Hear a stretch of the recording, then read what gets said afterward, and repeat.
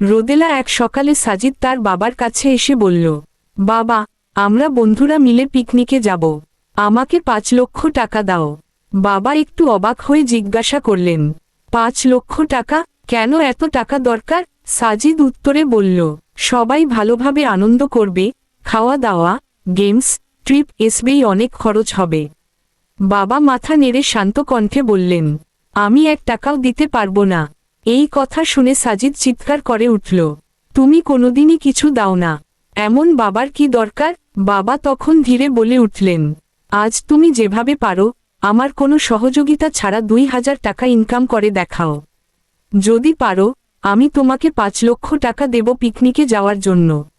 Sajid challenge গ্রহণ করল, মাত্র 2000? এটা তো সহজ ব্যাপার। সাজিদ সেই সকালেই বেরিয়ে পড়ল। সে প্রথমে এক বন্ধুর দোকানে অনেক কাজ করল, পেল 200 টাকা। এরপর সে এক ক্যাফেতে বাসন ধোয়ার কাজ করল, পেল 300 টাকা। গ্যারেজে গিয়ে গাড়ি ধুয়ে পেলে আরও 500 টাকা। সারাদিন ঘুরে, রোদে পুড়ে, পায়ে ফোসকা পড়ে গেলেও সে হাল ছাড়ল না। অবশেষে সন্ধ্যায় জুতা পালিশ করে সর্বমোট সে 2000 টাকা ইনকাম করতে পারল।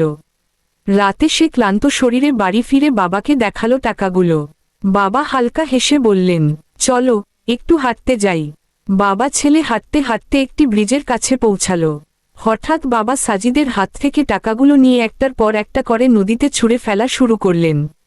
সাজিদ হতভম্ব, চোখের সামনে তার দিনের পরিশ্রম এভাবে নদীতে ভেসে যাচ্ছে। সে কাঁদতে কাঁদতে বাবার পায়ে লুটিয়ে পড়ল এবং সাজিদ বলল, বাবা প্লিজ, আমি সারাদিন অনেক কষ্ট করে এই টাকাগুলো কামিয়েছি, তুমি এভাবে এগুলো ফেলে দিও না, এটা আমার ঘামের ফল। বাবা তখন শান্ত গলায় বললেন, ঠিক যেমন আজ এই টাকা তোমার কাছে অমূল্য মনে হচ্ছে কারণ তুমি কষ্ট করে এটা অর্জন করেছ, তেমনি আমি যখন তোমাকে 5 লক্ষ টাকা দিতাম সেটা যদি তুমি নিজের পরিশ্রমে না বুঝতে তাহলে ওরও কোনো মূল্য থাকতো না তোমার কাছে। সাজিদ চোখ মুছে মাথা নত করে বলল, আমি বুঝেছি বাবা, জীবনে কষ্ট ছাড়া কিছুই অর্জন করা সম্ভব নয়। আমি আর কখনো কিছু সহজে পাওয়ার আশা করব না। বাবা এবার হাসিমুখে সাজিদকে বুকে টেনে বললেন, তুমি আজ সবচেয়ে দামি শিক্ষা পেলে। এখন তোমার পিকনিকের 5 লক্ষ টাকা প্রস্তুত।